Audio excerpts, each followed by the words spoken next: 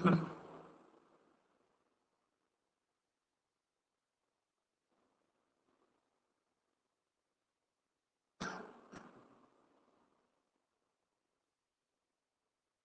इसी के स्टार्ट करते हैं।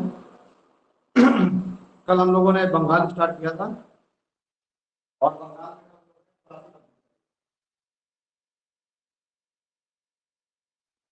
क्लासिक को प्रिंट कर लिया था। आज हम लोग इस क्लासिक के आगे की घटनाएं हम लोग देखेंगे कि आगे क्लासिक में आगे और क्या घटनाएं घट रही हैं। ठीक, तो देखिए क्लासिक युद्ध में मैंने आपको बताया था कि इसमें सिराजुद्दौला की षड्यंत्र करके उसकी हत्या कर दी जाती है और सिराजुद्दौला की हत्या के बाद सिराजुद्दौला का सेनापति इसका नाम मीर जाफर,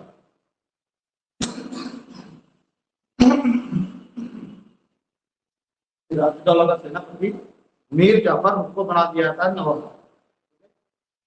तो अब हम देखेंगे यहाँ पे मीर जाफर का मीर कासिम का देखेंगे और फिर देखेंगे कि मीर जाफर के अन्य जो उत्तराधिकारी हैं जिसमें नजमुद्दौला, सैफुद्दौला और मुबारकुद्दौला होते हैं। और फिर मुबारकुद्दौला के बाद फिर नवाब को समाप्त करके वॉरेन हेस्टिंग्स बंगाल को ब्रिटिश साम्राज्य में मीर जाफर के बारे में कुछ ये देख लेते हैं। देखिए मीर जाफर का जो काल है ये रहा सर वॉइस नहीं। अच्छा, तो जो हमारी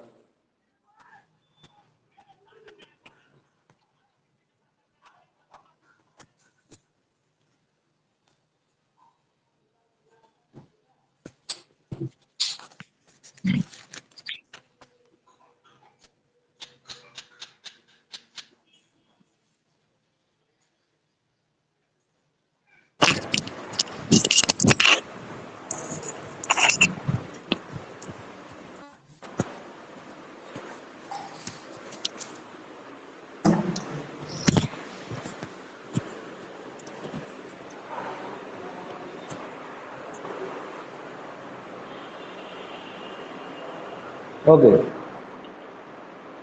ठीक है, स्टार्ट करें। हमारी आवाज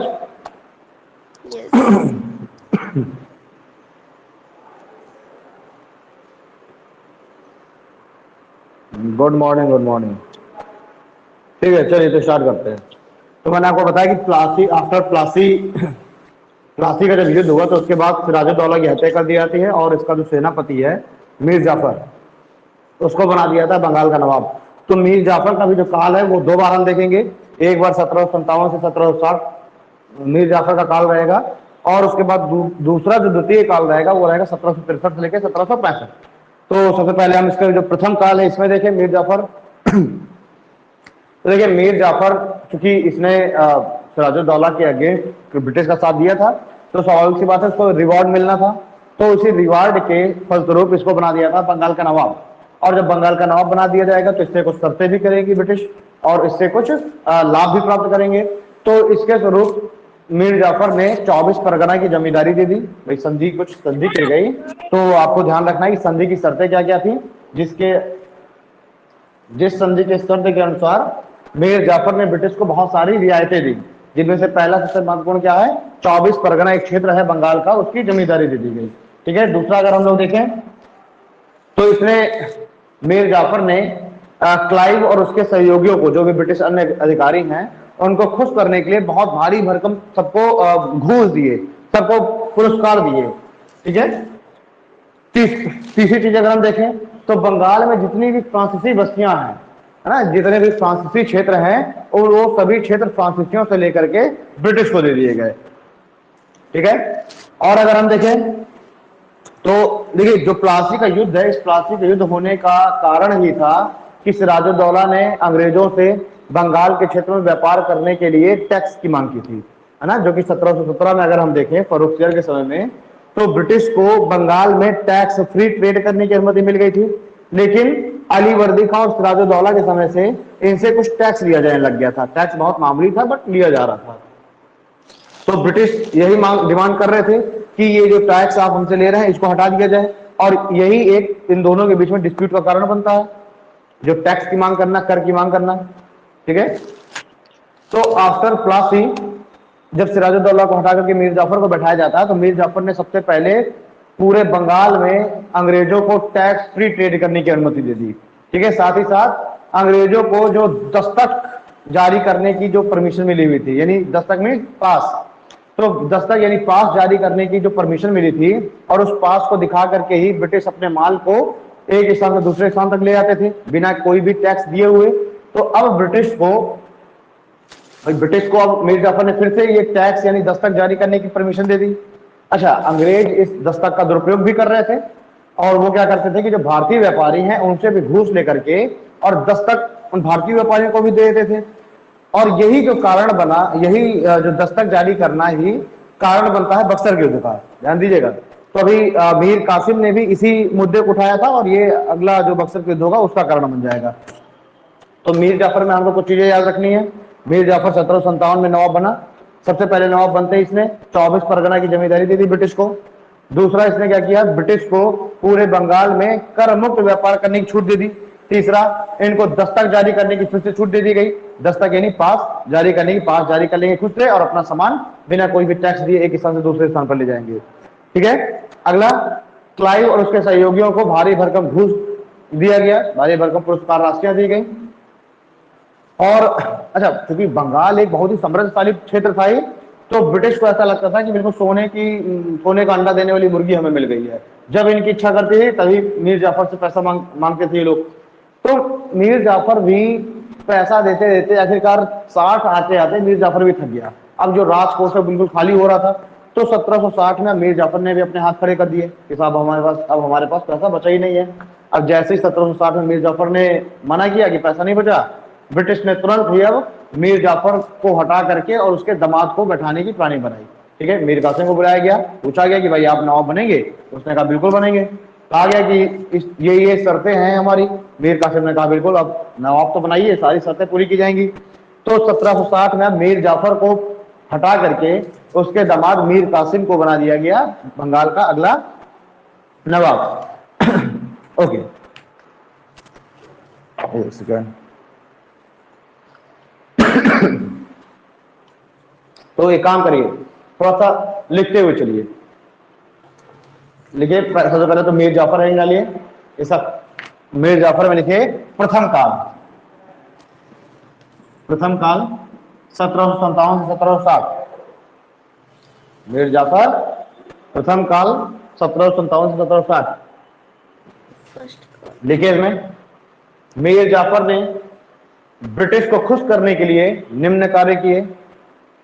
मीर जाफर ने ब्रिटिश को खुश करने के लिए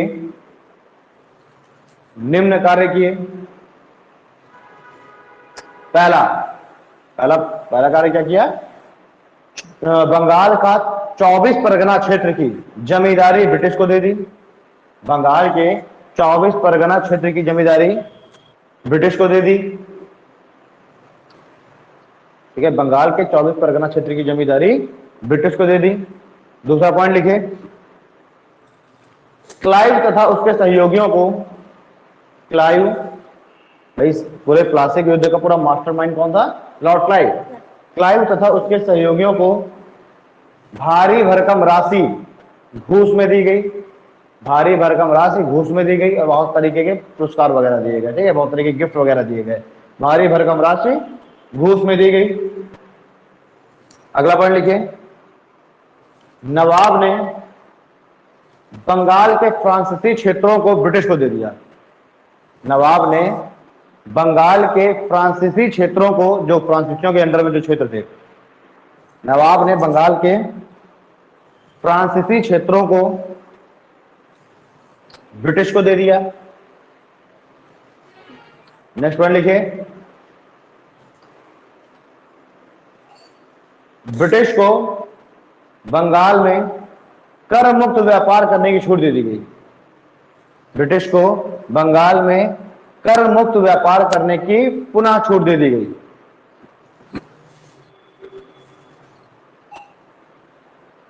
ब्रिटिश को बंगाल में कर मुक्त व्यापार करने की पुनः छूट दे दी गई। ठीक, अब पैराग्राफ चेंज करके लिख लीजिए। पैराग्राफ चेंज करके लिखिए, नवाब बनने के बाद मीर जाफर से नवाब बनने के बाद मीर जाफर से ब्रिटिश द्वारा नवाब बनने के बाद मीर जाफर से ब्रिटिश द्वारा लगातार धन की मांग की जा रही थी। नवाब बनने के बाद ब्रिटिश द्वारा नवाब से मीर जाफर से लगातार धन की मांग की जा रही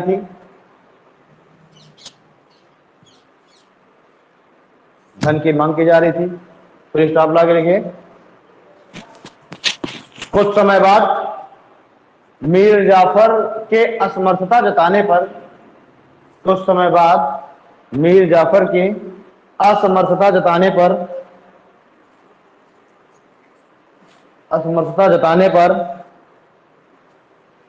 अस्थायी गवर्नर हॉलवेल द्वारा, अब देखिए क्योंकि मीर जाफर ने अब असमर्थता जताई कि हमारे पास पैसा है नहीं, कोष पूरा खाली हो चुका है, तो इस समय अस्थायी गवर्नर था हॉलवेल। इसका मैंने जिक्र कल किया था काल कोठरी की घटना में, एकमात्र प्रत्यक्षदर्शी हॉलवेल था और हॉलवेल को अब यहाँ पर अस्थायी गवर्नर बनाया जाता है। तो हॉलवेल ने अब इसके ऊपर आरोप लगाया कि ये फ्रांसीसियों का साथ दे रहा है।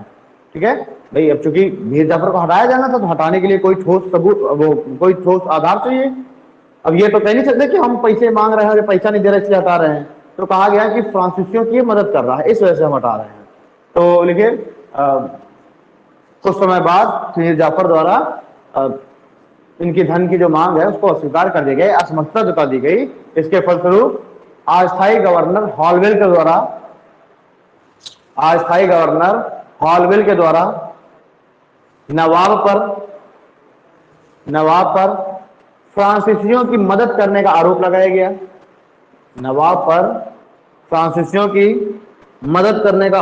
गया। ठीक है, तथा साथ ही साथ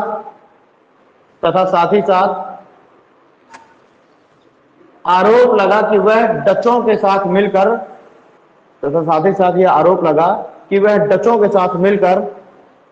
ब्रिटिश के खिलाफ षड्यंत्र कर रहा है।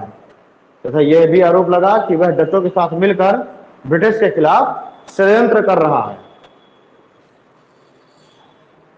ठीक है, डचों के साथ मिलकर ब्रिटिश के खिलाफ षड्यंत्र कर रहा है। फलस्वरूप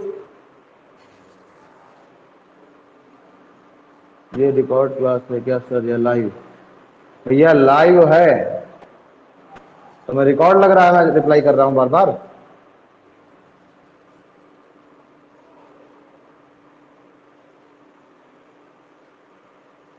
फलस्वरूप स्थायी गवर्नर वेंसिटॉर्ट, यह है वेंसिटॉर्ट। फलस्वरूप स्थायी गवर्नर वेंसिटॉर्ट द्वारा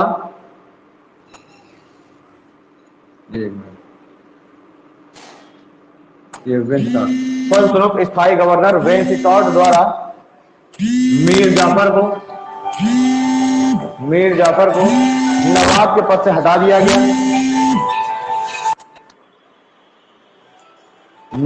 फलस्वरूप स्थायी गवर्नर वेंसिटॉर्ट द्वारा मीर जाफर को नवाब के पद से हटा दिया गया और मीर कासिम को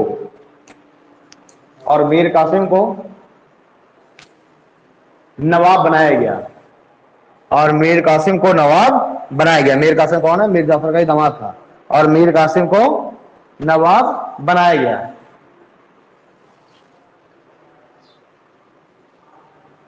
ठीक है, अब जब मीर कासिम को नवाब बनाया गया तो ब्रिटिश के द्वारा मीर कासिम से भी संधि की गई।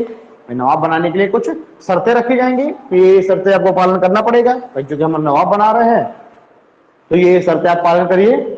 अगर शर्तों का पालन नहीं करेंगे तो फिर आपको भी हटा दिया जाएगा। अब अगला नवाब लिख लीजिए मीर कासिम। मीर जाफर के बाद अगला नवाब लिखिए मीर कासिम। कब से कब तक था मीर कासिम?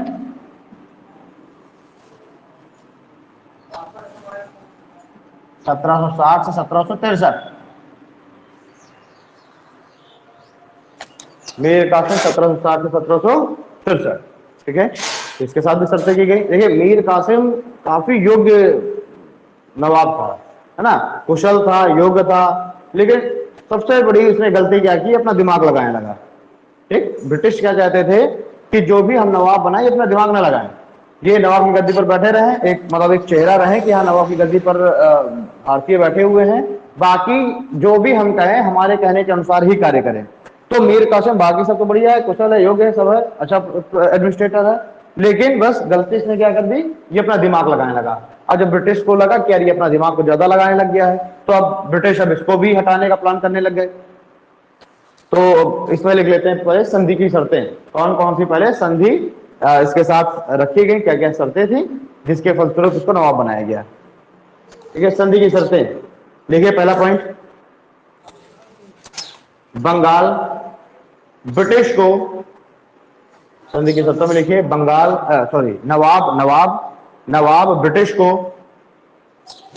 वर्धमान, मिदनापुर तथा चटगांव की जमींदारी दे देगा। नवाब ब्रिटिश को वर्धमान, मिदनापुर तथा चटगांव की जमींदारी दे देगा। पहली शर्त ये थी कि नवाब क्या करेगा, जैसे गद्दी पर बैठेगा ब्रिटिश को मिदनापुर, चटगांव और वर्धमान की जमींदारी दे देगा। ठीक है, दूसरा पॉइंट लिखिए, दूसरा पॉइंट, ये उस समय असम का क्षेत्र भी बंगाल के ही अंतर्गत आता था। अगला पॉइंट लिखिए, सिलहट में होने वाले चूने के व्यापार पर, दूसरा पॉइंट है सिलहट में होने वाले चूने के व्यापार पर अंग्रेजों को भी हिस्सा दिया जाएगा। सिलहट में होने वाले चूने के व्यापार पर अंग्रेजों को भी हिस्सा दिया जाएगा, अंग्रेजों को भी हिस्सा दिया जाएगा। सिलहट में होने वाले चूने के व्यापार पर अंग्रेजों को भी आधा हिस्सा दिया जाएगा। नेक्स्ट पॉइंट लिखिए, थर्ड पॉइंट है शर्तों में, देखिए जब ब्रिटिश दक्षिण का अभियान करेंगे, जब ब्रिटिश दक्षिण का अभियान करेंगे तो नवाब द्वारा अंग्रेजों को 5 लाख रुपए की आर्थिक सहायता दी जाएगी। तो नवाब द्वारा अंग्रेजों को 5 लाख रुपए की आर्थिक सहायता दी जाएगी। यानी इन्होंने कहा कि जब भी हम दक्षिण की ओर अभियान करेंगे, भाई देखिए ये वो समय है जब फ्रांसीसी और ब्रिटिश आपस में टकरा रहे हैं, है ना, उधर कर्नाटक वॉर वाला समय चल रहा है सब। तो उसी दौरान 60 से 63 के बीच में, भाई थर्ड कर्नाटक वॉर मैंने बताया था ना आपको, 56 से लेकर 63 तक चला। तो ये वही दौरान है, 1760 का इरा है, जिस समय फ्रांसीसी और ब्रिटिश वांडीवास के मैदान में लड़ते हैं, है ना, और 1760 में ही बनाया जा रहा है मीर कासिम को नवाब। तो एक ये तो दिमाग में चली रही है बात कि कभी ना कभी हो सकता है किसी भी दिन वांडीवास वाले स्थान पर, या मतलब देखिए वांडीवास में तो युद्ध हो गया, है ना, लेकिन ये तो कंफर्म था कि दक्षिण के क्षेत्रों में, कर्नाटक या फिर तमिलनाडु के क्षेत्रों में फ्रांसीसियों से टकराव जरूर होगा। तो यहाँ पर जब मीर कासिम को बैठाया गया, जब नवाब बनाया गया, तो उससे यही कहा गया कि जब भी हम दक्षिण का अभियान करेंगे उस दौरान आपको 5 लाख रुपए के द्वारा हमें आर्थिक सहायता करनी पड़ेगी, साथ ही साथ हमें सैनिक सहायता भी देनी पड़ेगी। ठीक है, ये हो गया। चौथा पॉइंट लिखिए, चौथा पॉइंट, ब्रिटिश नवाब के आंतरिक मामलों में हस्तक्षेप नहीं करेंगे। संधि की शर्तों में यह भी था कि ब्रिटिश नवाब के आंतरिक मामलों में हस्तक्षेप नहीं करेंगे।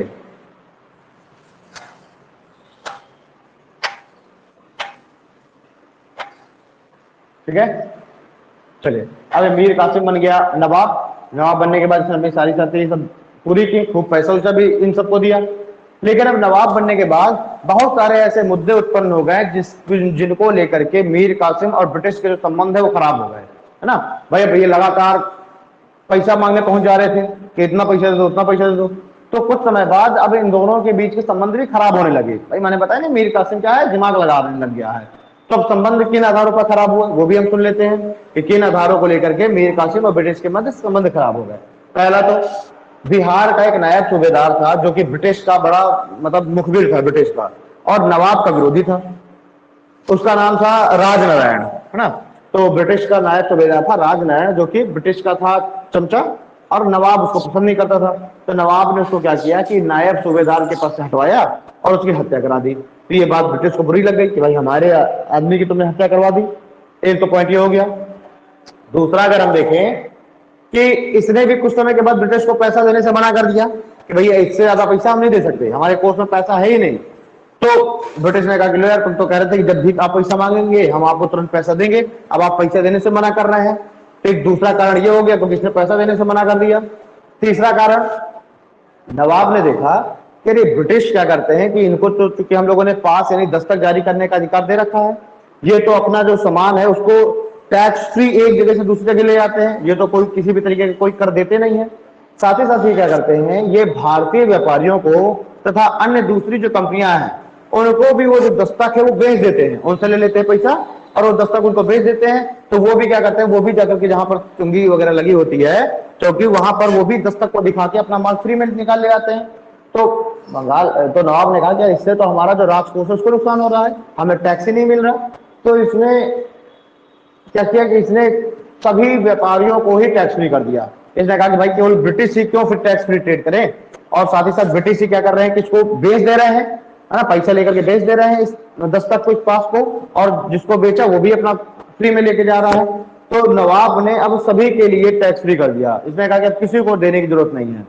अब जैसे ही इसने सभी के लिए टैक्स फ्री कर दिया व्यापार को, तो ये बात ब्रिटिश को बुरी लग गई कि आपने अब जो भारतीय व्यापारी हैं उनको भी हमारे ही समकक्ष कर दिया, है ना भाई। अभी तक तो ब्रिटिश अपने को स्ट्रेट समझ रहे थे क्योंकि वो तो टैक्स फ्री ट्रेड कर रहे थे, भारतीयों को टैक्स देना पड़ रहा था। लेकिन अब जैसे इसने फ्री कर दिया तो ये बात इनको बुरी लग गई कि आपने जो हमारे ही समकक्ष भारतीय व्यापारियों को भी कर दिया। तो ये भी इनके बीच में एक विवाद का कारण बन गया, ये जो हटा देना निःशुल्क व्यापार, सभी के लिए निःशुल्क कर देना व्यापार, जो भी झगड़े का कारण बना।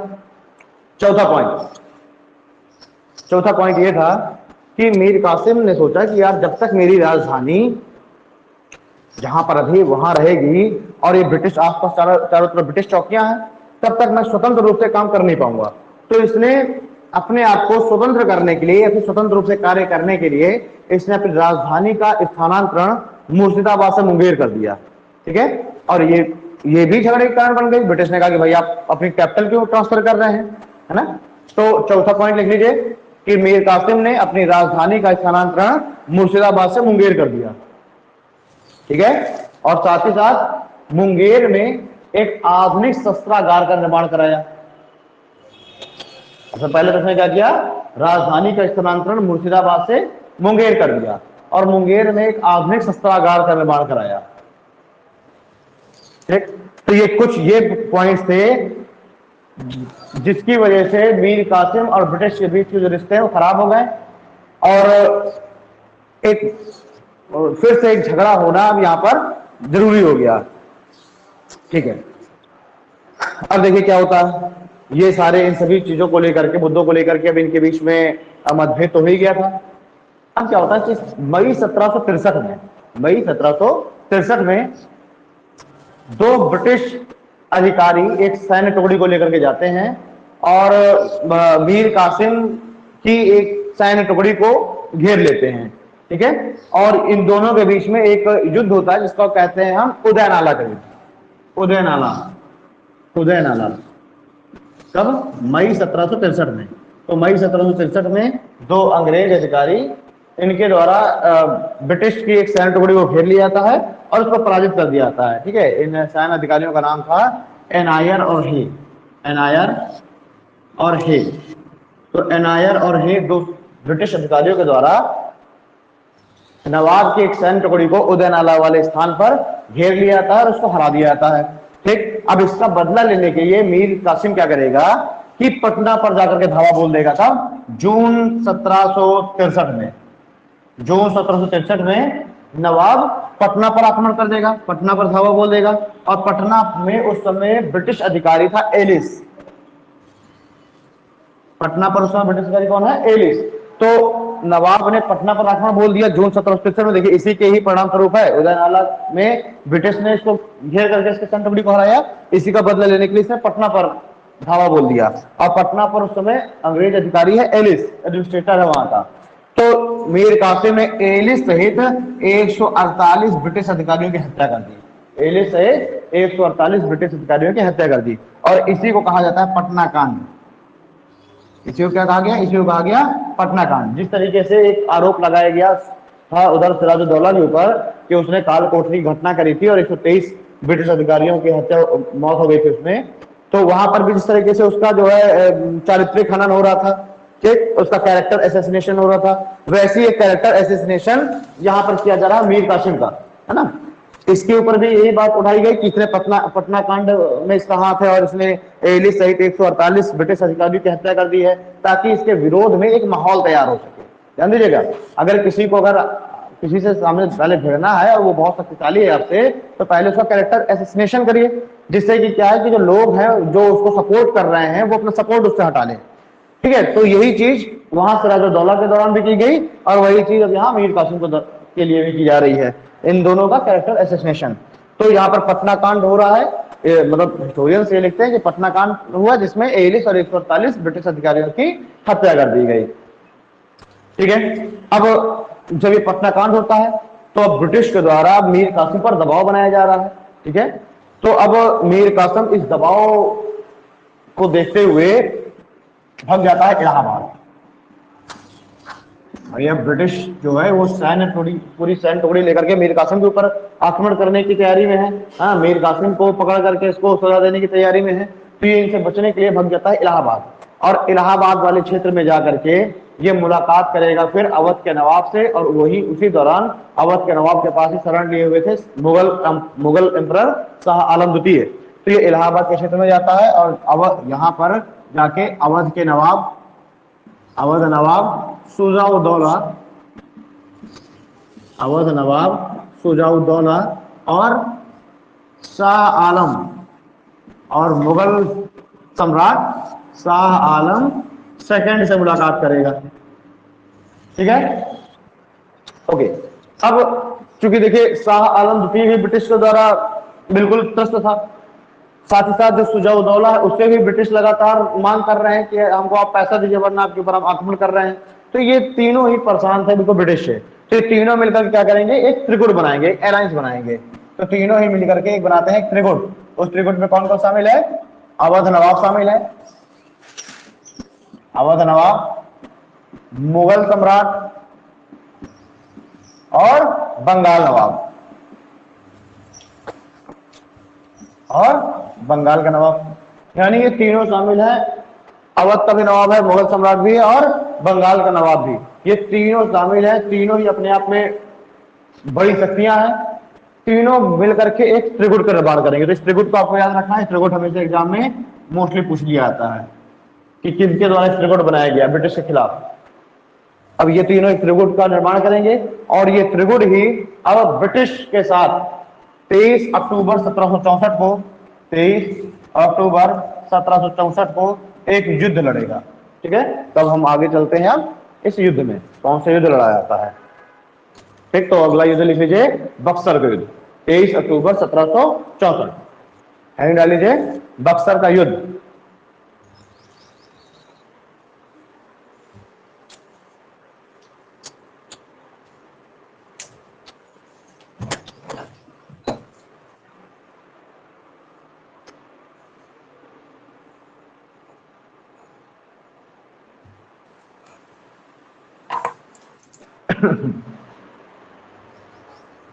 बक्सर का युद्ध अक्टूबर 1764।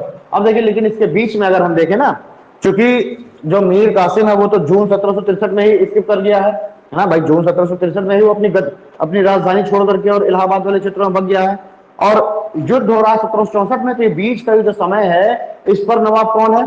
तो जब मीर कासिम यहां से भाग जाता है अपनी राजधानी छोड़ करके, तो ब्रिटिश के द्वारा एक बार पुनः मीर जाफर को ही नवाब बना दिया था। तो यही होगा मीर जाफर का द्वितीय काल। समझिएगा, जब मीर कासिम अपनी राजधानी छोड़कर के भाग जाएगा तो अब यहां से चालू होगा मीर जाफर का द्वितीय काल। कब से कब तक? 1763 से लेकर के 1765 तक।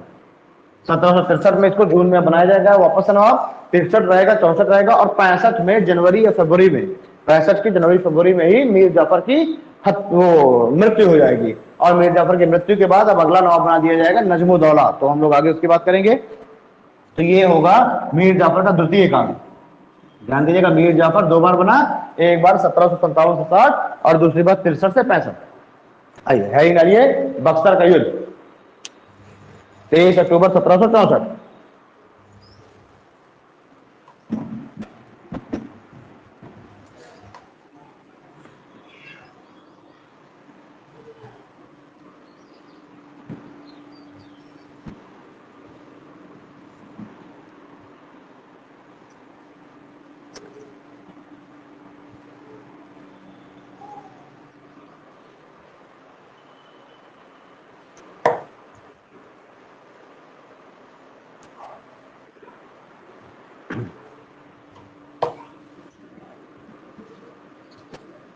बक्सर तब 23 अक्टूबर 1764। ठीक है, किसके किसके बीच हो रहा है मैंने आपको बता ही दिया। त्रिगुट, त्रिगुट आपको लिख लेना है। कौन कौन है त्रिगुट में? सुजाउद्दौला,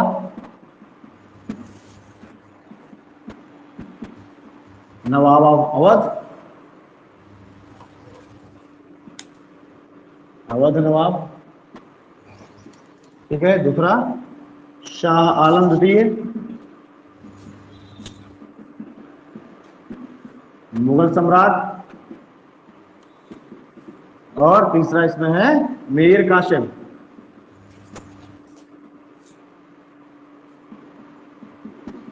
बंगाल का नवाब। अब नवाब क्या, एक्स नवाब कहते हैं हम, अब तो ये गद्दी छोड़ कर भगी चुका है। तो ये तीन मिलकर के बनाएंगे एक त्रिगुट, और दूसरी तरफ होंगे ब्रिटिश। दूसरी तरफ कौन है? ब्रिटिश है। क्या अगर हम ब्रिटिश में भी देखें तो ब्रिटिश में इस समय जो गवर्नर है वो है हेक्टर मुनरो। Hector Munro. उधर प्लासी वाले में था क्लाइव, यहां पर कौन है? यहां पर है हेक्टर मुनरो। अब इसमें क्या होगा कि त्रिगुट और ब्रिटिश के बीच में युद्ध होगा। इस युद्ध में उम्मीद तो पूरी थी कि त्रिगुट जीत जाएगा, भाई तीनों ही शक्तिशाली हैं अपने आप में, लेकिन ये जो त्रिगुट है ये हार जाएगा और विजयी कौन हो जाएंगे? ब्रिटिश जीत जाएंगे, ब्रिटिश विजयी हो जाएंगे। और जब ब्रिटिश विजयी हो जाएंगे तो ये मीर कासिम तो फिर से यहाँ से भाग गया। अब बसते हैं सुजाउद्दौला और शाह आलम। तो अब ब्रिटिश क्या करेंगे? इन दोनों के साथ एक संधि करेंगे। भैया चूंकि ये दोनों भी मीर कासिम के कहने पर आकर के लड़ लिए थे, मीर कासिम तो यहाँ से भाग गया, ये दोनों यहीं पर है, तो अब इन दोनों से अंग्रेज करेंगे एक संधि, और उसी संधि को हम नाम से जानते हैं इलाहाबाद की संधि। ठीक है, तो देखिए इसमें क्या होता है, बात करते हैं भाई इस युद्ध में। इस युद्ध का अगर हम परिणाम देखें तो परिणाम क्या हो गया इस युद्ध का? ब्रिटिश जीत गए और त्रिगुट हार गया, मीर कासिम यहां से भाग गया। इन दोनों के साथ संधि होती है। तो बक्सर युद्ध के परिणाम क्या है? बक्सर के युद्ध का ही परिणाम हम बोलेंगे इलाहाबाद की संधि। बक्सर के युद्ध का परिणाम क्या है? इलाहाबाद की संधि। तो यहाँ पर इलाहाबाद की संधि है, दो संधियां हुई, एक तो इलाहाबाद की प्रथम संधि और एक तो इलाहाबाद की द्वितीय संधि। जो प्रथम संधि है वो होती है मुगल सम्राट शाह आलम के साथ। प्रथम संधि किसके साथ होगी? मुगल सम्राट शाह आलम द्वितीय के साथ। और जो द्वितीय संधि है ये होती है सुजाउद्दौला के साथ। ठीक है, प्रथम संधि शाह आलम द्वितीय के साथ और दूसरी संधि सुजाउद्दौला के साथ। प्रथम संधि होती है 12 अगस्त 1765 को और दूसरी संधि होती है 16 अगस्त 1765 को। ठीक, देखिए लेकिन युद्ध तो अक्टूबर 1764 में हुआ है, लेकिन संधि हो रही है अगस्त 1765 में, यानी कि लगभग 9-10 महीने के बाद। तो ये जो संधि है, संधि की पूरी जो ड्राफ्टिंग तैयार की है ना, ये जो सारी शर्तें तैयार की, ये किसने तैयार किया? लॉर्ड क्लाइव ने। लॉर्ड क्लाइव ने। जब ये युद्ध जीत जाया गया तो फिर लॉर्ड क्लाइव को वापस एक बार बंगाल भेजा गया और इस बार बंगाल का गवर्नर बना के भेजा गया लॉर्ड क्लाइव को। और लॉर्ड क्लाइव ने ही इस इलाहाबाद की संधि की शर्तों को तैयार किया, इसका पूरा प्रारूप तैयार किया। तो ये भी क्वेश्चन पूछा जाता है कि इलाहाबाद की संधि की शर्तें किसने तैयार की? लॉर्ड क्लाइव ने तैयार की। ठीक है, और फिर डेट अनाउंस की गई कि 12 अगस्त 1765 को शाह आलम के साथ संधि होगी और सुजाउद्दौला के साथ होगी 16 अगस्त को। ठीक है, अब ये जो संधि की अगर हम लोग शर्तें देखें कि इलाहाबाद की संधि है, इनकी शर्तें क्या है, तो पहले हम देख लेते हैं प्रथम संधि की क्या शर्तें रही। तो देखिए सबसे महत्वपूर्ण शर्त ये थी कि अब जो शाह आलम द्वितीय है, यानी कि जो मुगल सम्राट है, भले ही कितना भी कमजोर है, लेकिन अभी भी नाम का तो अभी प्रमुख है ना। तो मुगल सम्राट से इन लोगों ने, ब्रिटिश ने बंगाल, बिहार और उड़ीसा की दीवानी प्राप्त कर ली, है ना। ये बहुत महत्वपूर्ण पॉइंट है। अभी तक ब्रिटिश, देखिए अभी तक ब्रिटिश ने बंगाल के क्षेत्रों से में टैक्स फ्री ट्रेड जरूर कर रहे हैं, लेकिन अभी तक ब्रिटिश दीवानी प्राप्त नहीं कर पाए थे। लेकिन इस इलाहाबाद की संधि के द्वारा क्या हुआ, शाह आलम द्वितीय, है ना, मुगल सम्राट, पूरे देश का जिसकी शासक है अभी इस समय माना जा रहा है, उसके द्वारा ही इन लोगों ने बंगाल, बिहार और उड़ीसा की दीवानी प्राप्त कर ली। दीवानी यानी दीवानी मीन्स राजस्व वसूल करने का अधिकार। अब चूंकि शासक ही दे रहा है इनको राजस्व वसूलने का अधिकार, तो कोई दूसरा ऑब्जेक्शन भी नहीं कर पाएगा, ठीक है। तो इन लोगों ने बंगाल, बिहार और उड़ीसा में दीवानी कलेक्ट करने का, या फिर मैं कह दूं टैक्स कलेक्ट करने का अधिकार प्राप्त कर लिया, किससे, मुगल सम्राट शाह आलम द्वितीय से, ठीक है। दूसरी शर्त क्या है इसमें, दूसरी शर्त थी कि अब चूंकि देखिए अब मुगल सम्राट के पास राजस्व वसूलने का अधिकार तो बचा ही नहीं, है ना। तो कह दिया गया कि मुगल सम्राट को 26 लाख रुपया वार्षिक पेंशन दी जाएगी। 26 लाख रुपए वार्षिक पेंशन, यानी कि मुगल सम्राट को, मुगल सम्राट ब्रिटिश का पेंशन भोक्ता बन गया, है ना, पेंशनर बन गया।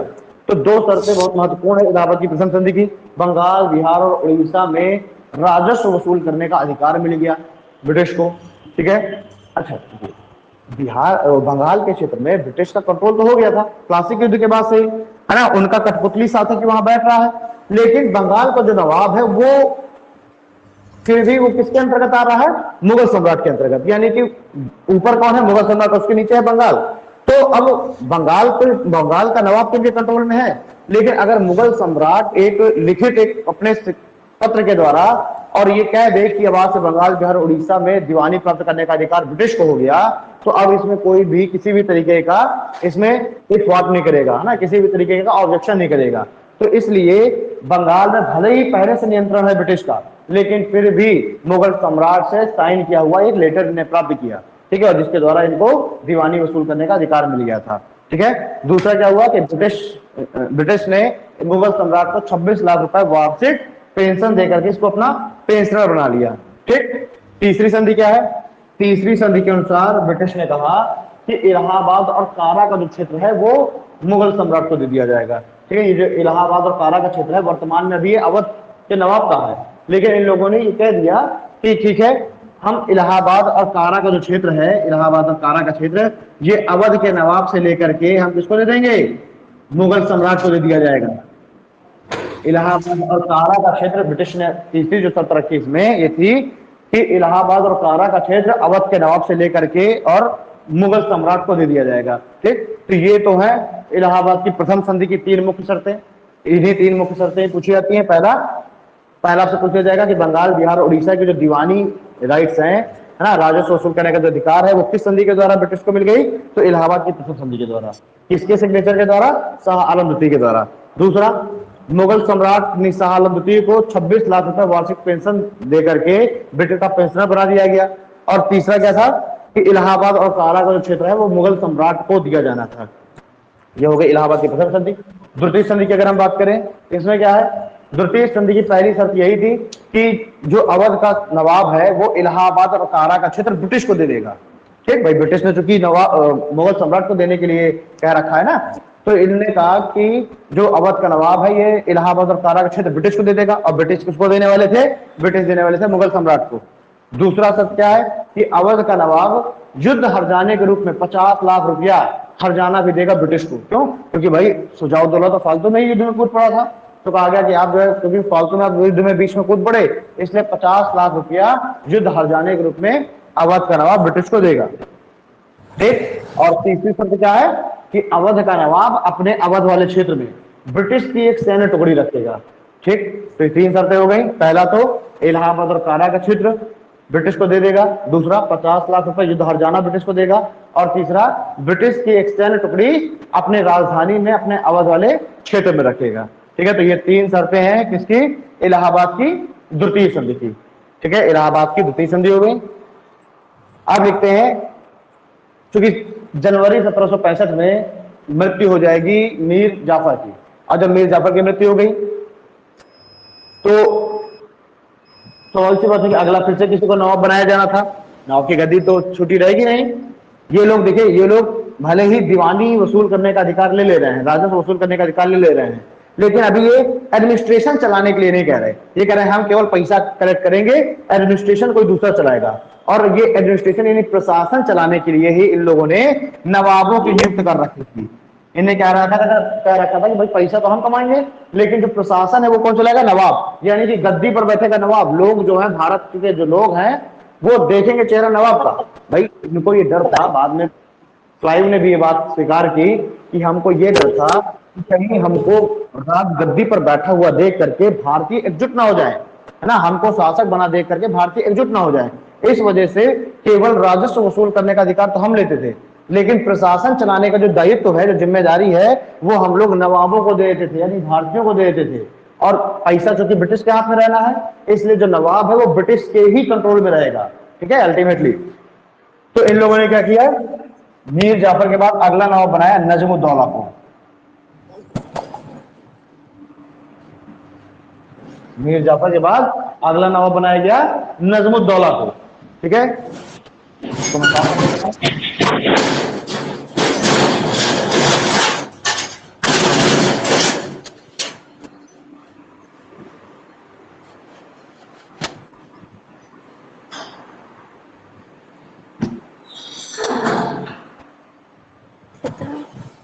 तो अगला नवाब कौन बन गया? नजमुद्दौला। कब से कब तक है? 1765 से लेकर 1766 तक, एक ही साल रहा नजमुद्दौला। ठीक है, अब देखिए, जब नजमुद्दौला को कब बनाया गया? फरवरी 1765 में। फरवरी 1765 में नजमुद्दौला नवाब बनता है। नजमुद्दौला को भी नवाब बनाने से पहले अंग्रेजों के द्वारा इसके द्वारा एक संधि की जाती है, और इस संधि के द्वारा, संधि की जो शर्त है उसमें यह कह दिया गया कि अब से, संधि की जो शर्तें हैं उसमें कह दिया गया कि अब से बंगाल का रक्षा, वित्त, संचार, व्यापार, है ना, और राजस्व, इन सब चीजों की जिम्मेदारी, इन सब चीजों का निर्वहन करेंगे ब्रिटिश। ये संधि की शर्त हो गई कि ये रक्षा, वित्त, संचार, व्यापार, राजस्व, ये सब चीजों की दायित्व होगा, इस सब चीजों का अधिकार होगा ब्रिटिश का, ये सब कार्य करेंगे ब्रिटिश। और जो नवाब है, नवाब प्रशासनिक कार्य करेगा। प्रशासनिक कार्य, है ना, डे बाय डे का एडमिनिस्ट्रेशन चलाना, यानी कि साफ सफाई, है ना, स्वास्थ्य, ठीक है, ये सारी चीजें हैं जो डे बाय डे के जो खर्चे वाली चीजें हैं, वो सब कौन चलाएगा? वो सब करेगा नवाब। और नवाब को ये सारे दायित्व का निर्वहन करने के लिए पैसा चाहिए, और पैसा के लिए वो डिपेंडेंट किस पे है? पैसा के लिए डिपेंडेंट है ब्रिटिश पे। ठीक है, तो ब्रिटिश ने एक तरीके से क्या किया? गद्दी पर तो बैठा दिया नवाब को, लेकिन उसकी जो लगाम है वो अपने हाथ में पकड़ करके रखी हुई है। तो सारा जो प्रशासनिक कार्य है, प्रशासनिक कार्य में क्या इसको कहते हैं? जिम्मेदारियां, है ना, सभी जो जिम्मेदारियां संबंधित जो चीजें हैं वो दे दी गई नवाब को। ठीक है, साथ ही साथ ब्रिटिश ने अब यहां पर यह कहा कि हम आपको आपकी जिम्मेदारियों का निर्वहन करने के लिए पैसा भी देंगे। भाई बिना पैसे की जिम्मेदारी का निर्वहन थोड़ा होगा। तो कहा गया कि नवाब को 53 लाख रुपया, नवाब को 53 लाख रुपया वार्षिक दिया जाएगा, जिसमें से नवाब को पूरे बंगाल का एडमिनिस्ट्रेशन भी चलाना है। ठीक है, तो एडमिनिस्ट्रेशन चलाने के लिए ब्रिटिश ने 53 लाख रुपया वार्षिक नवाब को देना स्वीकार किया। साथ ही साथ देखिए 26 लाख रुपए तो हाँ सॉरी 12 लाख रुपया तो नवाब को मिल रहा था अपना खर्चा चलाने के लिए, और 53 लाख रुपए मिल रहे थे प्रशासन चलाने के लिए। ये हो गया नजमुद्दौला। नजमुद्दौला 1766 में नजमुद्दौला की हत्या कर दी गई होती है, और 1766 में ही अगला नवाब बनता है सैफुद्दौला। 1766 में अगला नवाब बनेगा सैफुद्दौला, जो कि 66 से लेकर के 1770 तक रहेगा। सैफुद्दौला 66 से लेकर के 1770 तक रहेगा।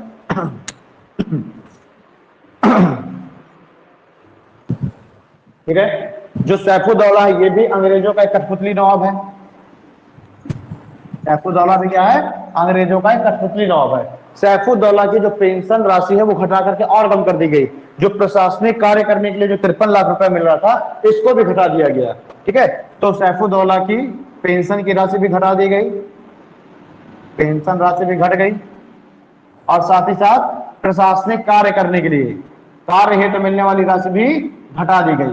तो सैफुद्दौला के समय में इसकी पेंशन की राशि भी घटा दी गई और प्रशासनिक कार्य करने के लिए 53 लाख रुपए मिल रहे थे प्रतिवर्ष, इसको भी घटा दिया गया। ठीक है, अब इसके कहा जाता है कि सैफुद्दौला के बारे में एक इंपॉर्टेंट पॉइंट ये है कि सैफुद्दौला ने बंगाल, बिहार और उड़ीसा की सूबेदारी अंतिम रूप से ब्रिटिश को सौंप दी। इसमें एक पॉइंट डाल लीजिए कि सैफुद्दौला के द्वारा बंगाल, बिहार एवं उड़ीसा की सूबेदारी, सैफुद्दौला के द्वारा बंगाल,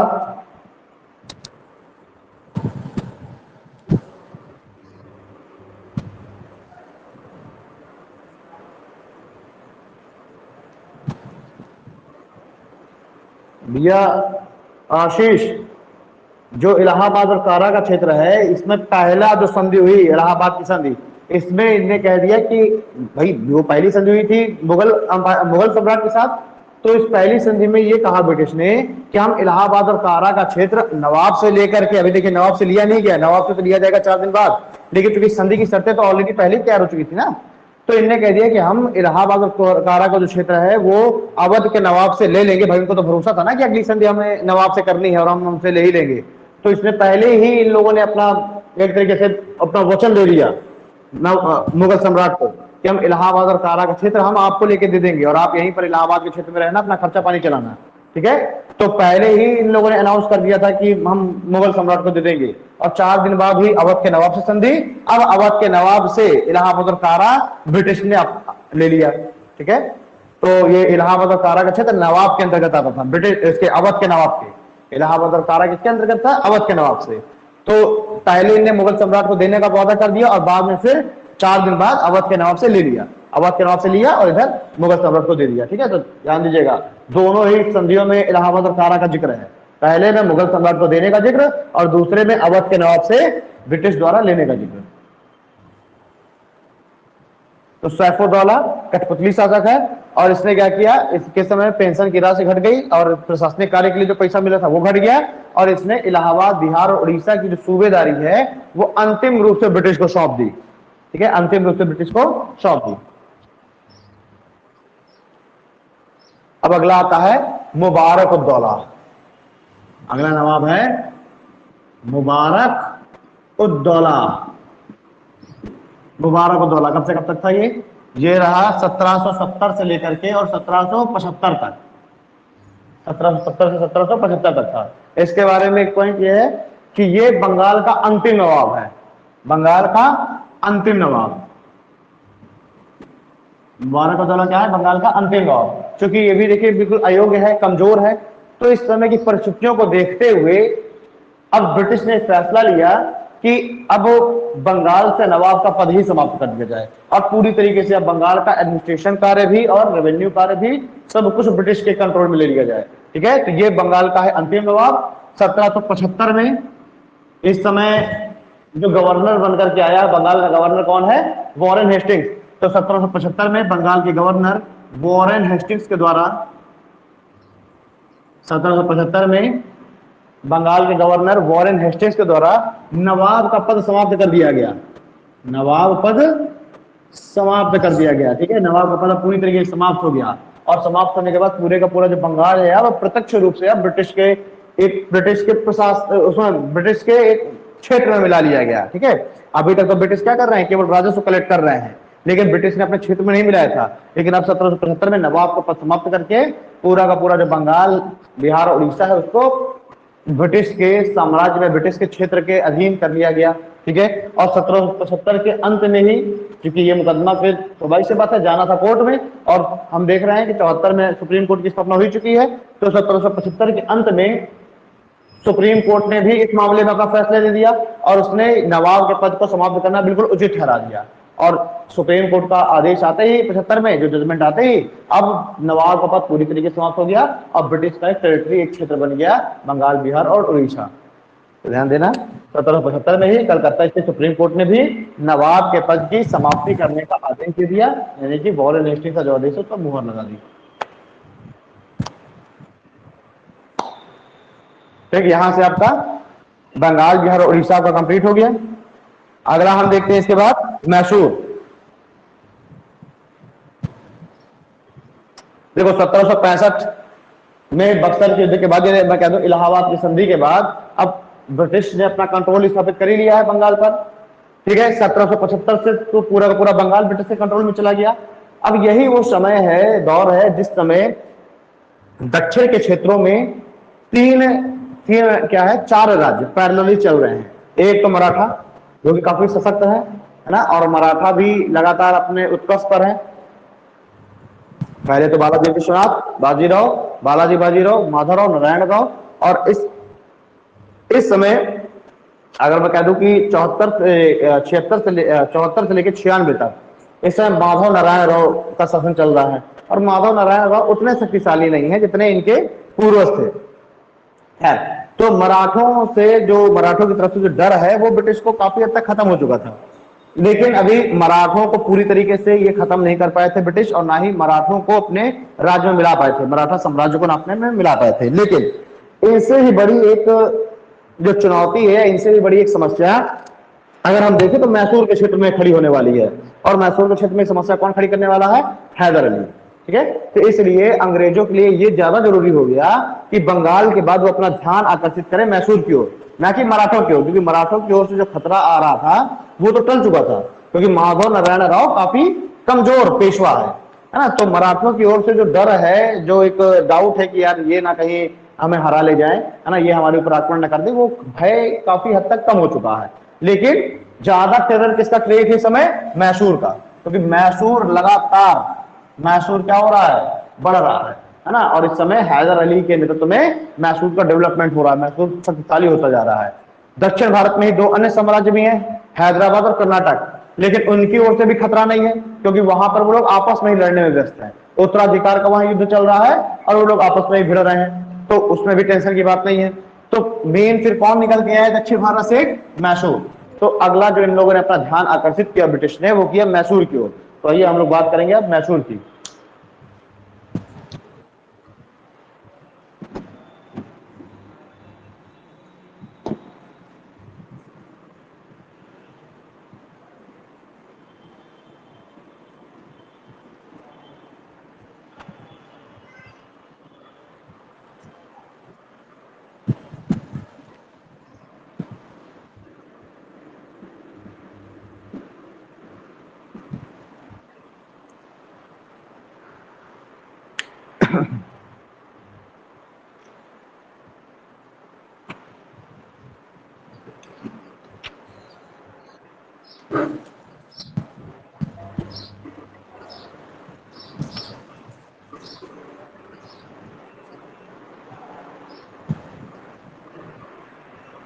ठीक है, चलिए मैसूर को हम देखते हैं कि ये जो मैसूर साम्राज्य है, पहले तो हम देख लेते हैं कि इसके विकास का कारण क्या रहा, है ना। ये जो उद्भव हुआ, इसके उद्भव के क्या कारण है? मैसूर साम्राज्य के उद्भव के कारण तो पहले हम देखते हैं कि आखिरकार क्या कारण थे जिसकी वजह से मैसूर साम्राज्य का उद्भव हुआ।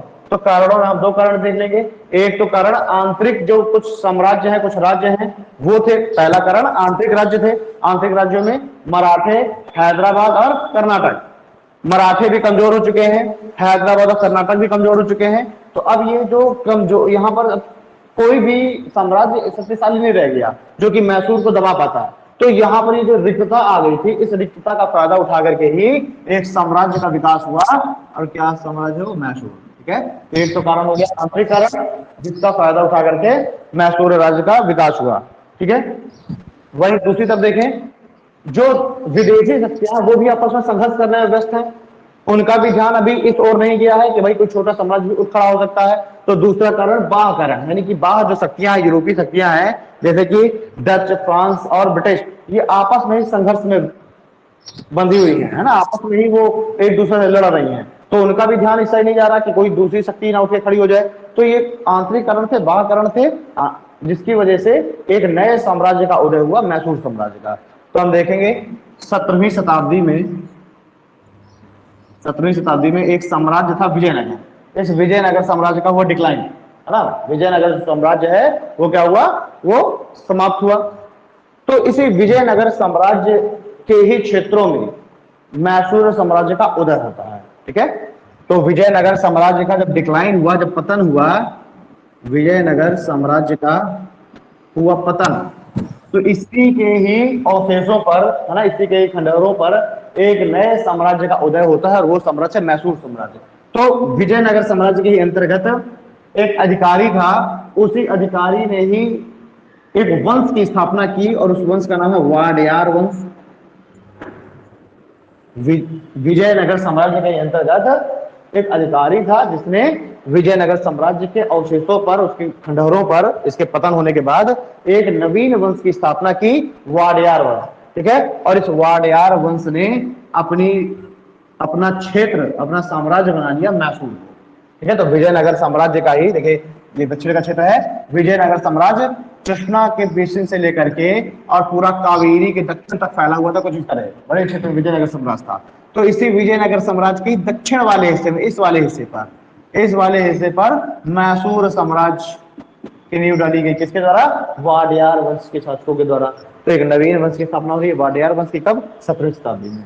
ठीक है, इसी वाडियार वंश का ही शासक था 18वीं शताब्दी में, जिसका नाम था चिक्का कृष्णराज।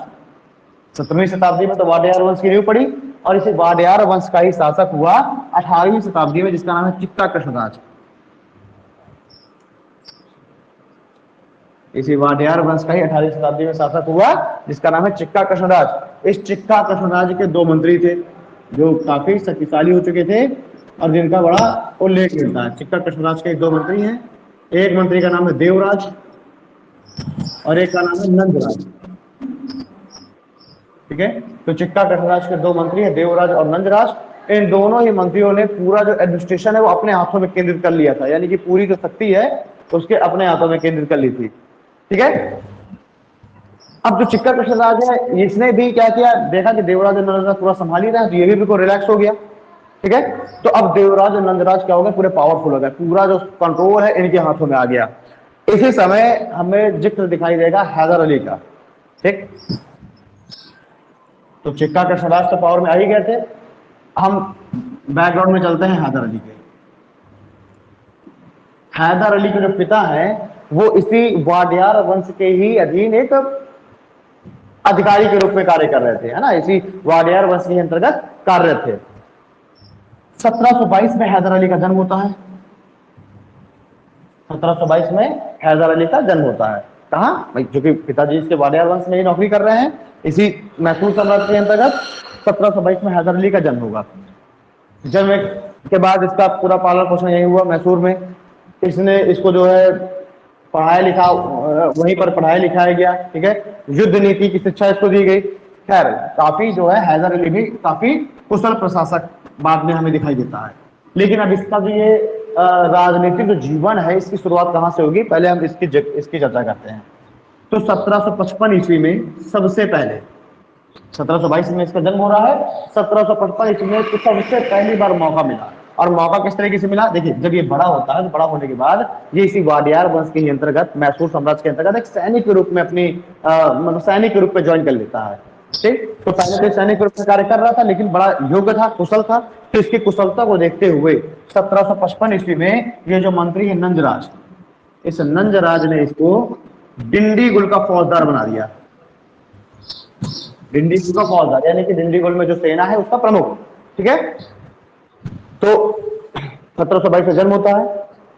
जब 18-19 साल का 20 साल का होता है तो एक सैनिक के रूप में ये सेना में जो ज्वाइन कर लेता है। लेकिन इसकी कुशलता को देखते हुए 1755 में पहली बार नंजराज के द्वारा इसे डिंडीगुल का फौजदार अपॉइंट कर दिया गया। ठीक है, डिंडीगुल का ये बन गया फौजदार। यही डिंडीगुल में ही ये क्या करेगा, एक शस्त्रागार की स्थापना करेगा, एक तोप खाने की स्थापना करवाता है। डिंडीगुल में ही ये क्या करता है, एक आधुनिक शस्त्रागार और एक तोप खाने की स्थापना करेगा डिंडीगुल में। 1759 में क्या होगा, 1759 में श्रीरंगपट्टनम, 1759 में श्रीरंगपट्टनम में अटैक हो जाएगा मराठों का। 1759 में मराठों के द्वारा, ऐसा मराठा पेशवा कौन है? बालाजी बाजीराव। तो मराठों के द्वारा आक्रमण कर दिया जाएगा श्रीरंगपट्टनम में। इस आक्रमण से जो हैदर अली है, इस आक्रमण से श्रीरंगपट्टनम की काफी अच्छी तरीके से रक्षा करेगा, जिसकी वजह से वाडियार वंश के अंतर्गत यानी जो शासक है उसकी नजरों में इसकी इज्जत और बढ़ जाएगी, है ना, इसका और प्रमोशन किया जाएगा। 1761 ईस्वी में अब इसको सूबेदार बना दिया जाएगा। ठीक है, यही दिल्ली गोल वाला जो क्षेत्र है इसका, इसको फौजदार की जगह इसको सूबेदार बना दिया जाएगा। खैर, अब यहाँ पर आते आते जो हैदर अली है इसकी भी शक्ति में काफी वृद्धि हो चुकी है, ये भी काफी मजबूत हो चुका है। तो 1761 ईस्वी में ये देखता है कि जो नंजराज हैं और जो देवराज हैं इनका प्रशासन में कुछ ज्यादा ही हस्तक्षेप बढ़ चुका है। ठीक है, ये क्या देखेगा कि नंजराज और देवराज दोनों मंत्रियों का प्रशासन में कुछ ज्यादा ही हस्तक्षेप बढ़ चुका है। तो अब ये क्या करेगा कि 1761 में मैसूर पहुंचेगा और यहाँ मतलब राजधानी पहुंचेगा और मैसूर की राजमाता से अनुमति लेकर के पूरा एडमिनिस्ट्रेशन अपने हाथों में केंद्रित कर लेगा। ठीक है, और बड़ी चालाकी के साथ नंजराज और देवराज को साइडलाइन कर देगा, उनकी हत्या करा देगा और उनको हटा देगा। और 1761 में आते आते अब पूरा जो एडमिनिस्ट्रेशन है इसके हाथों में आ जाता है हैदर अली के। ठीक है,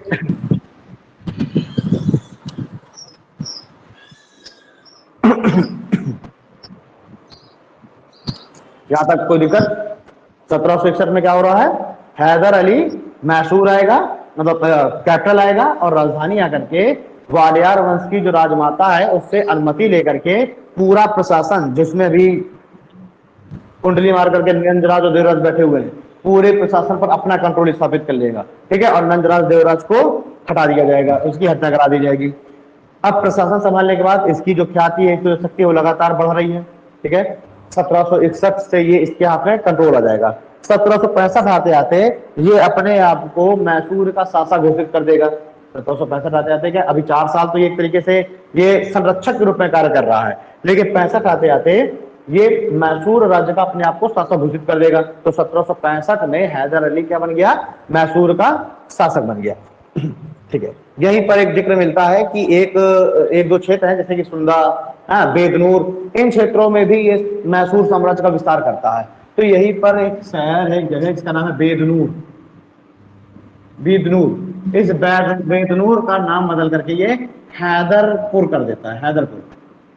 ठीक है, बेदनूर का ही नाम बदल के 1761 की घटना है, बेदनूर का ही नाम बदल करके ये हैदरपुर या हैदरनगर, हैदरपुर नहीं नगर है ना, बेदनूर का ही नाम बदल के क्या कर देगा? हैदर नगर कर देगा। ये आपको याद रखना है कि बेदनूर का नाम का परिवर्तन किसने किया? हैदर अली ने, और अपने नाम पर क्या रख दिया? इसका नाम हैदर नगर। ठीक है, एक वहीं पर एक घटना हम देखेंगे श्रीरंगपट्टनम के दौरान की, जब मैंने आपको बताया कि हैदर अली ने श्रीरंगपट्टनम की रक्षा की थी, तो उसी समय नंजराज के द्वारा हैदर अली को उपाधि दी जाती है हैदर बहादुर की। श्रीरंगपट्टनम की जब ये रक्षा करता है तब इसी समय नंजराज के द्वारा इसको फतेह हैदर बहादुर, हाँ फतेह हैदर बहादुर, नंजराज के द्वारा हैदर अली को फतेह हैदर बहादुर की उपाधि दी जाती है। तो इसको भी आप लोग स्टार बना करके लिख लीजिएगा कि फतेह हैदर बहादुर की उपाधि हैदर अली को कब दी गई? जब इसने श्रीरंगपट्टनम की 1759 में मराठों से रक्षा की, तब नंजराज के द्वारा इसको फतेह हैदर बहादुर की उपाधि दी जाती है। ठीक है, यहां तक की चीजें हो गई हैदर अली के बारे में। 65 में आते आते ये इसने अपने आप को शासक घोषित कर दिया है। कुछ अगर हम इसकी सांस्कृतिक उपलब्धि देखें तो ये धार्मिक रूप से सहिष्णु माना गया है ना। इसने सभी धर्मों के जो लोग हैं उनको अपने एडमिनिस्ट्रेशन में पर्याप्त मात्रा में इनको रिप्रेजेंटेशन दिया, हिंदू मुस्लिम सभी को इसने रिप्रेजेंटेशन दिया। ठीक है, हिंदू भी काफी ऊंचे पदों पर इसके समय में गए, यानी कि क्या था? धार्मिक रूप से कट्टर नहीं था, काफी हद तक ये सहिष्णु था। साथ ही हम देखें कि श्रीरंगपट्टनम का एक मंदिर है जिसका नाम है मुंडेश्वरी मंदिर। श्रीरंगपट्टनम में एक मंदिर है जिसका नाम है मुंडेश्वरी मंदिर। तो श्रीरंगपट्टनम के मुंडेश्वरी मंदिर को भी इसने दान दिया था।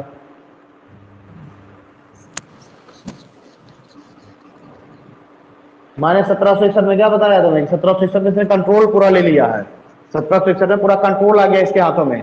लेकिन ये अभी अपने आप को एज अ संरक्षक, है ना, एज अ गार्जियन इसने अपने आप को रिप्रेजेंट किया हुआ है। फिर 1765 आते आते फिर 1765 के आसपास इसने अपने आप को वास्तविक शासक घोषित किया। अभी ये 3-4 साल ये भाई, क्योंकि अचानक से आना और अचानक से राजा बन जाना, इससे जो जनता है वो भी भड़क सकती है, जनता भी विद्रोह कर सकती है। तो इसने पहले 3-4 साल पूरा अपने अपने अकॉर्डिंग सब बिल्कुल वो किया, लोगों का भरोसा जीता, और बाद में जाके 1765 में अपने आप को शासक घोषित किया। 61 में क्या, 61 में बन तो गया ही शासक, 61 में ही देखा जाए तो पूरा का पूरा जो शक्ति है तो इसके हाथों में 1761 में आ गई है। लेकिन अगर हम देखें कि एज अ टाइटल इसने कब धारण कर लिया, तो 65 में, ठीक है। 61 में पूरा कंट्रोल आ चुका है इसके हाथों में, लेकिन 65 में इसने अपना एक पूरा वास्तविक बिल्कुल बन गया, है ना, बिल्कुल अपना टाइटल इसने धारण कर लिया। खैर, तो कहां बताया था, हाँ, सांस्कृतिक उपलब्धियां। इसने श्रीरंगपट्टनम का एक मंदिर है, मुंडेश्वरी मंदिर, इसको भी काफी दान वगैरह दिया, उसका भी जीर्णोद्धार कराया।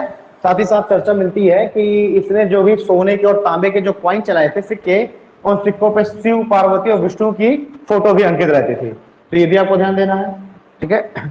तो सांस्कृतिक उपलब्धियों में क्या है कि शिव, पार्वती और विष्णु की जो फोटो है उसके सिक्कों में अंकित रहती थी, जिससे कि ये निष्कर्ष पर निकलते हैं कि ये धार्मिक रूप से काफी सहिष्णु था, कट्टरता नहीं इसने जब बहुत ज्यादा दिखाई।